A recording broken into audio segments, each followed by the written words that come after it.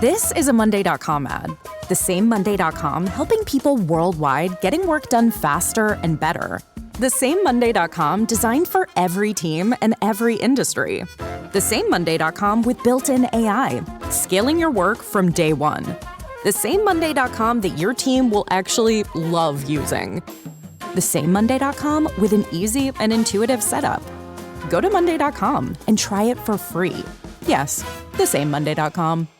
1 second, you're finally cleaning out the gutters. The next, the fire alarm blares from inside. Smoke billows out the kitchen window. These are the wake-up calls that happen daily. In 1 second, everything can change. ADT knows that nobody wants to feel unsafe or unprepared for an emergency, especially in their own home. That's why they offer affordable DIY security systems you can set up yourself and monitor from virtually anywhere with the ADT Plus app. They're customizable so you can set up the system that works best for you and keep an eye on it in real time. And ADT security technology is designed for peace of mind by making it easier for first responders to identify your house. They have the most company-operated monitoring centers in the industry, which means you'll get the alerts that matter for you and your home. You tackle that to-do list, ADT will help make sure your home's protected. When every second counts, count on ADT. Visit ADT.com to learn more.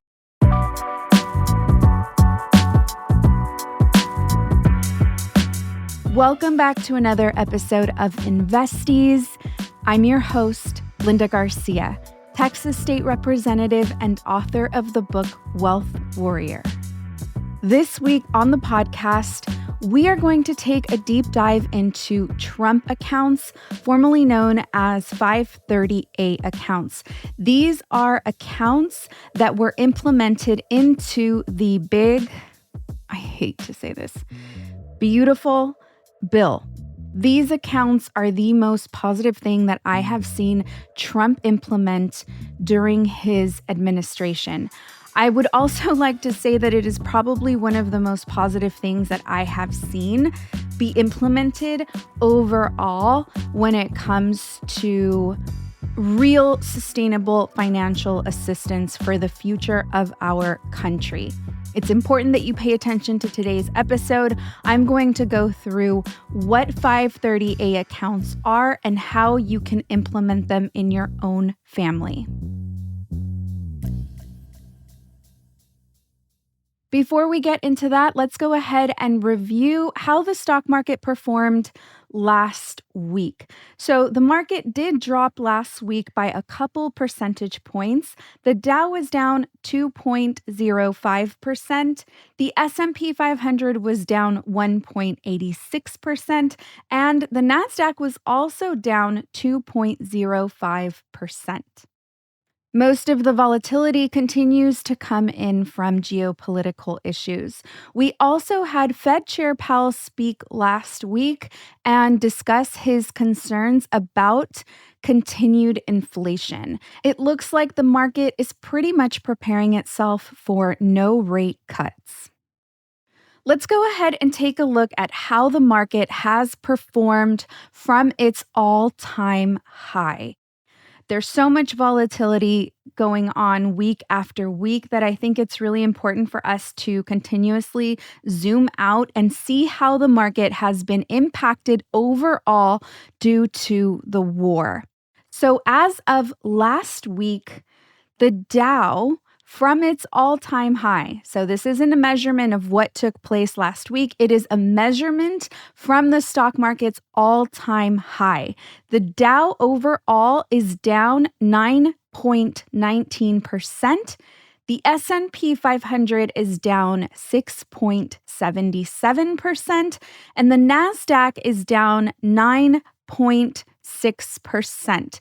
So as you can see, we are barely inching into correction territory. Correction is anything below 10%. A crash is anything below 20%.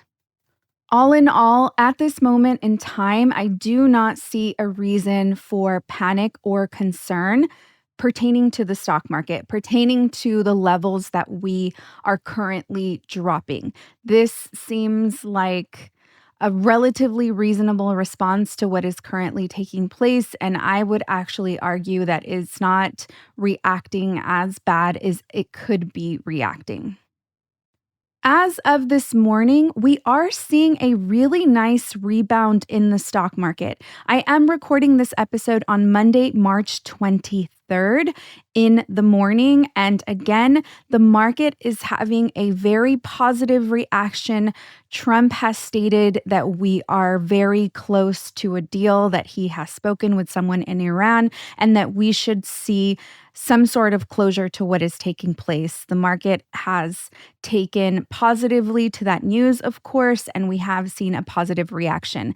I did not include this morning's liftoff as part of the numbers that I gave you from our all-time high. That is because the number that we are looking at right now in this moment as I record this episode is called an intraday number. And intraday numbers are not really numbers that we measure the stock market by. We measure the stock market by how it closed at the end of the day, how it closed at the end of the week, how it closed at the end of the month, at the end of the quarter, at the end of the year. So these are short-term movements. Anything can happen. And therefore, I'm not going to count the intraday number. But if you're listening to this episode when it releases on Tuesday or throughout the week, check out the stock app, check to see where the stock market currently is. It may be that we have rebounded some and the numbers have improved from the drop of its all-time high. What if I told you that the federal government wanted to hand over $1,000 to your newborn, plus 18 years of stock market exposure, garnering compound interest? No strings, no catch. That's what's happening. Starting July, a brand new type of investment account is rolling out for American children. It could be one of the most significant financial tools for a family in a generation. Providing American families with seed money for stock market exposure has been one of my ultimate dreams. It has been something that I have been thinking about non-stop on how to execute it, what I can do to try and make something like this happen. I did, in fact, get to execute it in 2024. I partnered up with Wells Fargo, where we chose marginalized community members, gave each household $500 for them to open an investment account and begin their investment journey in the stock market. It was a 6-month program. They received Wealth Warrior, the book. They received Wealth Warrior, the course, access to me, where they learned how to open a brokerage account, pick stocks, and begin investing into the market. And of course, manage their investment. So to get to see 530A accounts, or what is now known as Trump accounts, is truly a dream come true. On today's episode, I want to make sure that everyone we know that is eligible for one of these accounts takes action right now and begins to open the account. As of right now, 3 million families have registered, and there is the ability for 25 million families to participate. This is going to be the opportunity of a lifetime and can completely change the direction of our family's lineage. I just want you to understand the value in the opportunity that is currently being presented to us. A lot of the times when opportunities like these are extremely accessible, we tend to not place value on them, and so we tend to not take advantage of them. Please do not squander this opportunity. Let's get into it. What are Trump accounts? Before I answer this question, I want to tell you that I am possibly going to say some words or acronyms that may not be familiar to you. And I just want to say that just because some of the words that I use are not going to be familiar to you, it doesn't mean that the opportunity that I am presenting to you right now isn't an opportunity that you or your family can take advantage of. There's a lot of lingo that surrounds this type of account that may feel overwhelming and may sometimes make you feel like I don't get it, so I can't participate. I do not want you to feel this way. I want you to listen to today's episode, and I want you to do the necessary research that it may take to get you up to speed. I, of course, am going to try to do my best to make it as easy as possible for you to understand. The point here is that newborns have access to $1,000. Those $1,000 have exposure to the stock market, and the compound interest on those $1,000 can be life-changing to the children in your life. In addition to that, just the exposure alone of having an account like this and being able to watch it grow can completely change the way you feel, perceive, and think about money.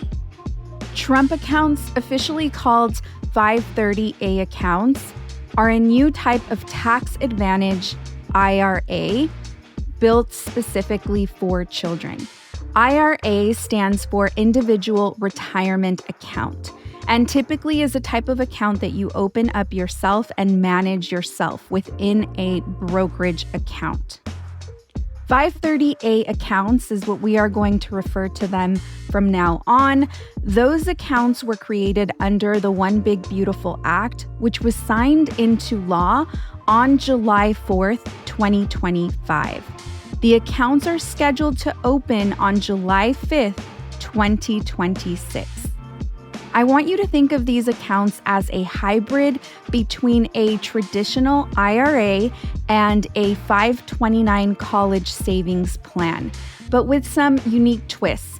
The account belongs to the child. A parent or guardian simply acts as a custodian until the child turns 18, and then the child will have full control. The account will transfer over at the age of 18. The child is the one that is going to get to make the decisions on what happens with the money after that. From my personal perspective and opinion, I think it's going to be really important to engage the child in this investment account, for them to see the development of the account, the growth of the account, and begin to understand the responsibility that comes with this money, so that it could be managed successfully.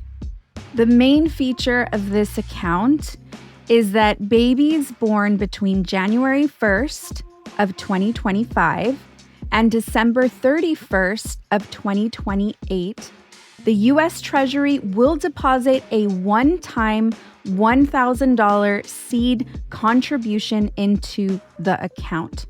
That's free money from the federal government, and all you have to do is opt in. Who's eligible? Eligibility breaks down into two tiers. First, there's a broad tier. Any child under 18 who is a U.S. citizen with a Social Security number can have a Trump account opened for them. Each child can only have one account. The second tier is a $1,000 pilot tier. The government seed money is reserved for children born between 2025 and 2028 who are U.S. citizens with a Social Security number. If your child was born before 2025 or after 2028, they can still get an account. They just won't receive the $1,000 deposit. We're going to talk about benefits of having this account, even though there isn't initial seed money. The details that make this type of account stand out from a traditional IRA is that there is no earned income requirement. Your child doesn't need to have a job. There is also no income cap for parents. So whether you earn $30,000 a year or $3 million a year, you can still contribute. And honestly, I'm willing to bet that the majority of the accounts that have already been opened are being opened by high income earning families. How to open an account. There are two ways to open an account. Both ways are relatively straightforward. The first way is that you have to file an IRS form, which is Form 4547. You would submit this form with your tax return. If you've already filed your taxes, do not worry. There's a second way to open up an account. If you haven't, then please enlist your accountant to help you open up this type of account. Here's something that I want you to watch out for. If your accountant doesn't even know that this form or this opportunity exists, Form 4547, then you need to fire your accountant. If your accountant doesn't know how to help you or makes you feel like you're imposing, then you need to fire your accountant. If you file your own taxes, then for sure you need to fire yourself. There is no reason why we should be DIYing our taxes. The amount of money that we pay to an accountant that is a diligent accountant and understands tax credits and understands the industry you work in, that files your taxes, is well worth the money that you pay them. They will most likely get back more money than you could ever DIY yourself. Chapter 2 in my book, Wealth Warrior, covers this in depth. This episode is brought to you by Progressive Insurance. Fiscally responsible, financial geniuses, monetary magicians. These are things people say about drivers who switch their car insurance to Progressive and save hundreds. Visit Progressive.com to see if you could save. Progressive Casualty Insurance Company and Affiliates. Potential savings will vary. Not available in all states or situations. The second way to open an account is by using an online portal over at trumpaccounts.gov starting mid-2026. You'll be able to fill out the information necessary there in order to open an account.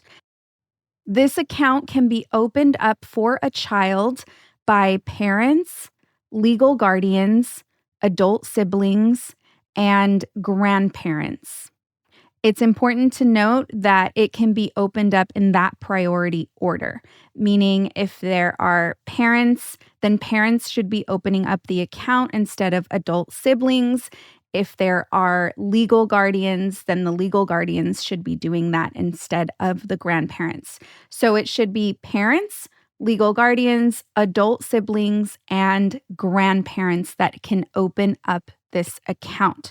The information for opening up these accounts, both the form that you need to fill out and the portal web address, will all be located in our show notes. Once you file the IRS Form 4547 or you sign up via the online portal, the Treasury Department will set up and administer the initial accounts.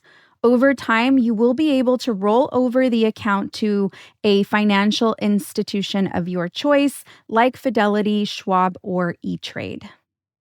Next, let's go over the contribution rules. This is really where you're going to be able to see the benefits of opening an account, even though there may not be eligibility for a $1,000 seed deposit. The account has an annual contribution cap, which means that you are able to contribute to this account annually.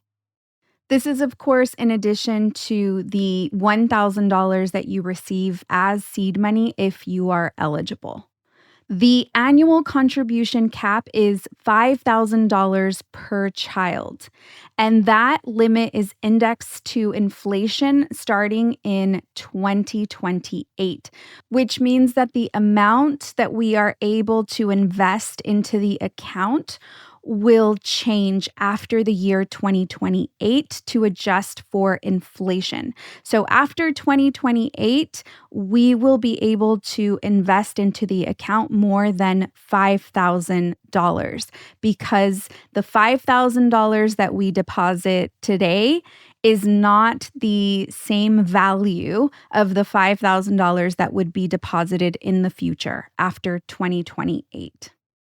There's a very important key detail here pertaining to the annual contribution cap of $5,000. The key is that multiple sources can contribute toward that cap. So it's not just the parents that can contribute towards this $5,000 contribution cap. Who can contribute to the cap? Parents, grandparents, aunts, uncles, friends, anyone has the ability to chip into this account. Employers can also contribute up to $2,500 per year per employee, and that money is excluded from the employee's taxable income. Employees can also elect to redirect part of their pre-tax pay into their child's account through their employer's benefit plan, similar to the way you'd contribute to your 401k. Now, on top of that $5,000 limit, we have a completely separate lane. Contributions from state governments, local governments, federal agencies, and qualified 501c3 charities do not count toward that $5,000 cap. That means a child could receive significantly more than $5,000 in a given year. I really hope you all are processing how important this account is going to be and the amount of loopholes and backdoors that this account will open, and that the majority of people that participate into these types of accounts will be the top 10%.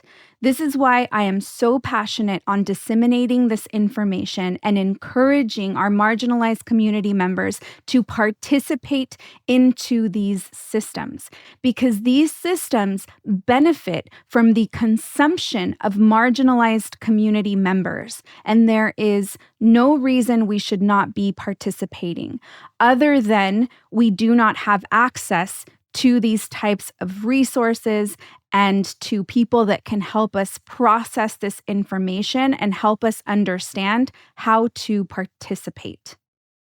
Lastly, on the contribution rules, contributions to one of these accounts before your child turns 18 do not reduce the amount of money that they can contribute into a traditional or a Roth IRA. So if your teenager has a summer job, they can fund both. Imagine having a summer job and even considering funding a traditional or Roth IRA. It makes me realize how many of us are continuously growing up in this survival mode, and that there is actually families out there that have set up their children to have a summer job and to ensure that part of the money that is coming in from that summer job is also funding an IRA. It sometimes blows my mind how inaccessible a lot of these systems and programs are for so many of us. In this next section, I'm going to talk to you about the big philanthropic play. This is one of the most fascinating parts of this resource. Several major people have stepped up in a big way. Michael and Susan Dell from the Dell Corporation pledged $6.25 billion to fund $250 deposits for up to 25 million children under the age of 10. 10 and under, to be clear. There is an income qualifier on this. The child must live in a zip code where the median household is under $150,000. So if your zip code qualifies, and if your child is 10 years or younger, then they can potentially qualify to receive the $250 deposit. Now, there's another incentive why you should open the account despite not getting the $1,000 seed money if you are ineligible for that. Ray and Barbara Dalio, we've spoken about Ray Dalio several times on this podcast. They have also committed $250 deposits for 300,000 children under the age of 10 in Connecticut specifically, with the same zip code income restriction. And on the corporate side, companies like JP Morgan Chase, Intel, and even Steak and Shake have pledged to match the government's $1,000 contribution for employees born between 2025 and 2028. So if you work for one of these companies and have a newborn, your child's account could start with $2,000 or more before you contribute a dime. What's the money invested in? This is, of course, important. During what we call the growth period, which is from the time the account opens until December 31st of the year before the child turns 18, the investment options are tightly controlled. All funds must be invested in Treasury-approved, low-cost index mutual funds or ETFs that track the S&P 500 or another major equity index composed primarily of U.S. companies. The expense ratio is capped at 0.10%, 10 basis points, and leverage is not permitted. Leverage just means that you could use this account to borrow money against. So that is not permitted. You are not stock picking. You are not picking individual stocks in this account, which you all know how I feel about that. I definitely think that we should all be stock picking to some level, but that's okay because all of our investments need a type of diversification, and this is a way to diversify. Investing into a mutual fund, investing into a 401k is a form of diversification. You're not going to have the same amount of returns as if you were investing directly into shares, and you're also not going to have the same amount of risk. You're also not day trading, which I am completely against, and so this is a very happy medium, I feel. I like this program. This is designed to be simple, low fee, broadly diversified American equity exposure. I want you to think of the S&P 500 as an index fund. And for most families, this is actually how they approach their investments. Most families invest into the stock market by exposure of the stock market, 56% of families. Only 15% of Americans are direct shareholders, which you all know. I feel that needs to change. Let's get into the details of the withdrawals of the money from this account and, of course, the growth period, which again, growth period is from the time that you open the account until December 31st before the child turns 18 years old. Here's where the guardrails come in, which I think is really important, most especially given that the account is for children. During the growth period before the child turns 18, withdrawals are essentially off the table. So you cannot withdraw money from this account. That is probably my most favorite part of this. One of my biggest concerns with the families that we were walking through how to invest into the stock market and giving them $500 worth in seed money was I really hope that they keep their money invested and do not withdraw the money because of scarcity mindset. So the idea that the money is locked up, I think, is a massive benefit. The only time distributions are allowed is in very limited circumstances. We'll get into the details of that, but it has to do with specific rollovers and if there is a death of the beneficiary. The intent for the money is very clear. The money is meant to compound. And as you all already know, compounding is the entire game. Like, that is the point of this. This is why in my course and in my book, I emphasize a long time horizon. We must be invested for years. We must emotionally separate from the money that we invest into the stock market and have some sort of self-control. So the fact that the account manages that part, meaning it gives you inaccessibility to the money, I think is a really big benefit. And it's not your money. It is your child's money for them to manage. So I think these guardrails are really important.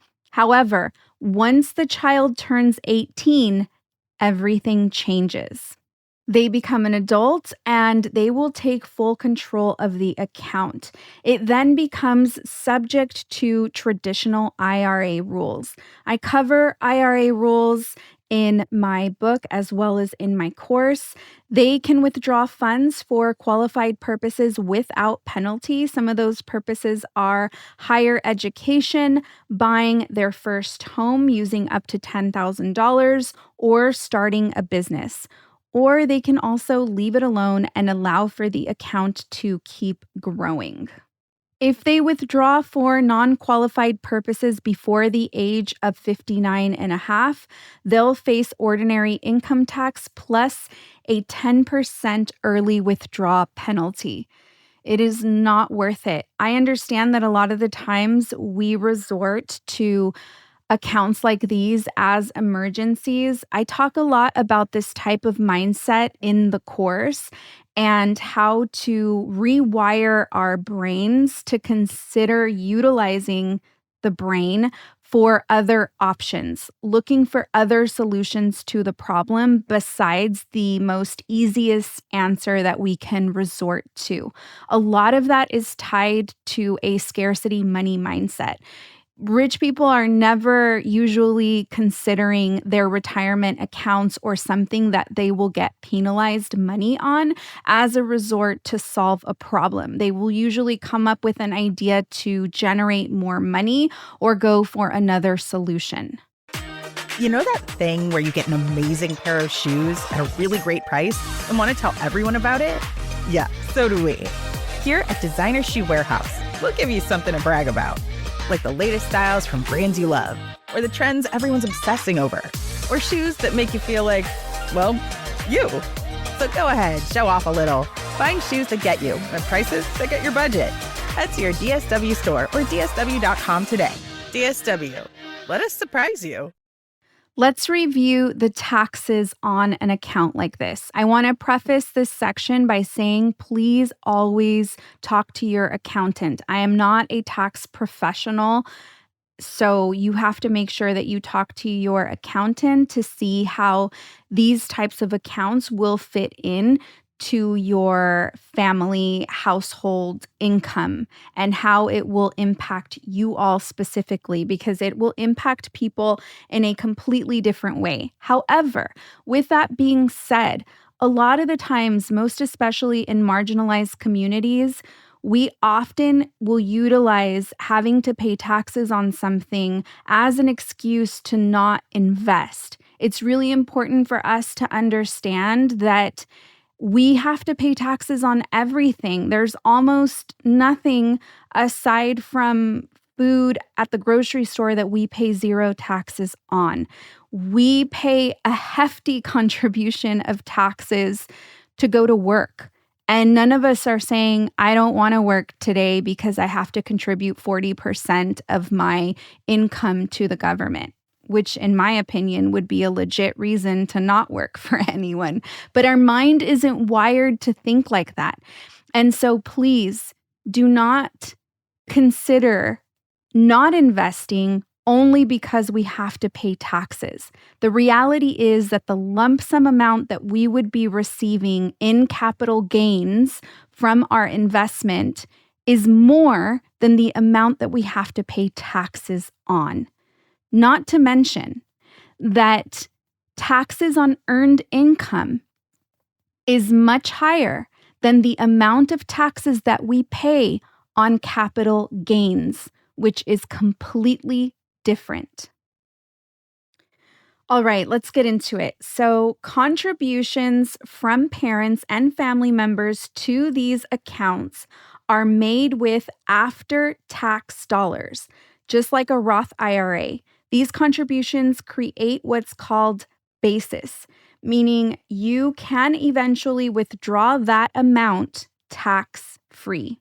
However, and this is a really big however, the $1,000, the government seed money, employer contributions, and charitable or government contributions do not create basis. That means that those amounts, along with all investment earnings, will be fully taxable as ordinary income when withdrawn. Let me put a number on this. Let's say that the child's account receives $4,000 from parents and $1,000 from the government. The account grows to $40,000 by retirement. The tax-free return of basis is only $4,000, just 10% of the total. The rest will be taxable. After the child turns 18, they also have the option to convert to a Roth IRA. They'd pay taxes on the conversion, but future growth and withdrawals would then be tax-free. For a young person in a low tax bracket, that could be a really smart move. I also want to talk a little bit about the growth projections that I found online. I think this really paints a broad picture of what the account can potentially do for a child in the future. So according to Schwab, if you open an account at birth and you have the $1,000 contribution from the government, and let's say that you max out the $5,000 annual contribution every year, assuming a 6% annual growth, which is actually conservative given that we anticipate anywhere from a 8 to 10% growth when we are investing in funds that replicate the S&P 500, the account could be worth over $191,000 by the time the child turns 18. They gave us another scenario where if you do absolutely nothing, there are no additional contributions to this account, you just have the initial $1,000 that's invested, they estimate that it could grow to roughly $500,000 by retirement age. In the first scenario, it was by 18 years old, it can turn into $191,000. You can imagine what could happen to that account if you allow it to go to retirement age. But in this scenario, you do absolutely nothing and you keep that account until you are 59 and a half years old. It can turn into $500,000. So you can really see the power of compounding over 6 or 7 decades, which is why I always advocate for a long-term time horizon in the market. Now, let's quickly talk about how this compares to other options or how this is comparable to other investment products for children. A 529 plan is designed for education expenses. This is an account where withdrawals for qualified education costs are tax-free. Many states offer a tax deduction on contributions, but if your child doesn't use the money for school, you'll face taxes and penalties. For a custodial Roth IRA, this offers tax-free growth and withdrawals, but the child needs to have earned income to contribute. And of course, there's no government seed money. So if a child doesn't have a job, then they cannot have a custodial Roth IRA. The 530A accounts or Trump accounts are completely different. There's no income requirement, no earned income requirement, and the money isn't restricted to education. It has a more long-term retirement flexibility than a 529, but it doesn't offer the tax-free withdrawals of a Roth. If you've taken Wealth Warrior, the course, then you know that in that course, I've encouraged you, if you are a parent, a grandparent, an aunt, or an uncle, to open a custodial account via a brokerage account where you can potentially deposit birthday money or Christmas money for some of the favorite children in your life. This account is still completely different from that. The one that I have encouraged you to open up in the past via Wealth Warrior, the course, is an account that will give you access to purchasing direct shares into the stock market. I still think that you should do that, but you should also, in addition to that, open up the 530A plan. Now, obviously, if you have the resources and you are able to open up all of these accounts, which help you in completely different ways, that is wonderful, then do so. But at the very least, open up this new plan. Thank you for listening to this week's episode of Investies. Please share this episode with someone in your life that has children and can benefit from what we talked about today. This information is so important, and hopefully today's episode serves as a resource. We will have all of the information linked in the show notes. I also would like to remind you that on April 25th and 26th, I am teaching Wealth Warrior, the course. I am so excited to launch this course again. It has been a very valuable course within our community. It is a 10-hour crash course. You can find more information on Wealth Warrior, the course, over on wealthwarriorcourse.teachable.com. We will link that in the show notes as well. Right now, Wealth Warrior, the course, is selling for under $100. That is a game changer. I haven't done that since 2020. I highly recommend that if you have been thinking about taking my course, this is the time to do so. Investies podcast is a Cosmic Standard production.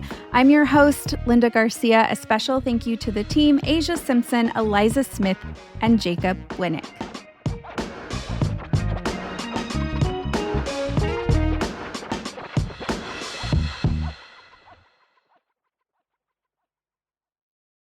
Close your eyes. Listen to Monday.com. Feel the sensation of an AI work platform. So flexible and intuitive, it feels like it was built just for you. Now open your eyes, go to Monday.com, start for free, and finally breathe.